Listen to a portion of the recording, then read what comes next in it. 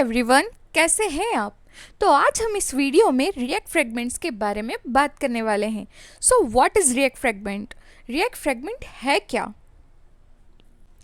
Fragments are syntax that allow us to add multiple elements to a React component without wrapping them in an extra DOM. It's a common practice in React to render dynamically multiple sibling components. When returning JSX from a React component, we need to maintain tree structure of the HTML elements. The component must return at most top level node. Fragments let us deal with the problem in a very efficient way. Okay, let's take a look at the following code. So this is simple React component. When we are returning only one JSX in a component, we can avoid wrapping the JSX in another wrapper element.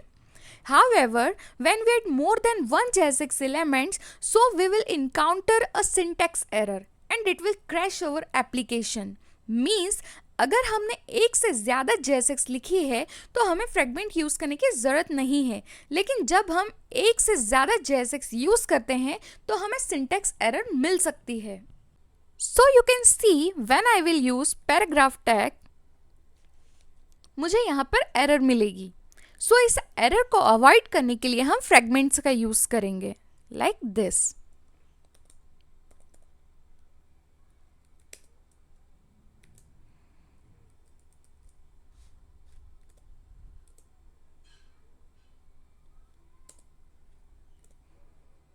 और इस paragraph में मैं कुछ लिख देती हूँ.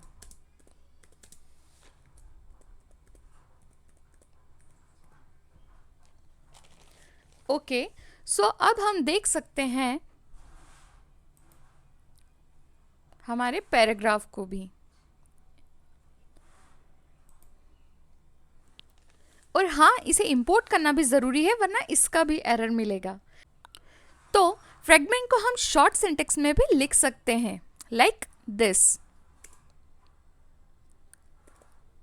And I think this is the cleanest and easiest way to use fragments. It feels like you are using regular HTML element. तो guys, the main thing is that कि हम fragments की जगह div भी तो use कर सकते थे ना. Why do we use fragments in React? So, suppose हमने multiple div use किए हैं तो कभी भी हमें confusion हो सकता है और error भी मिल सकता है.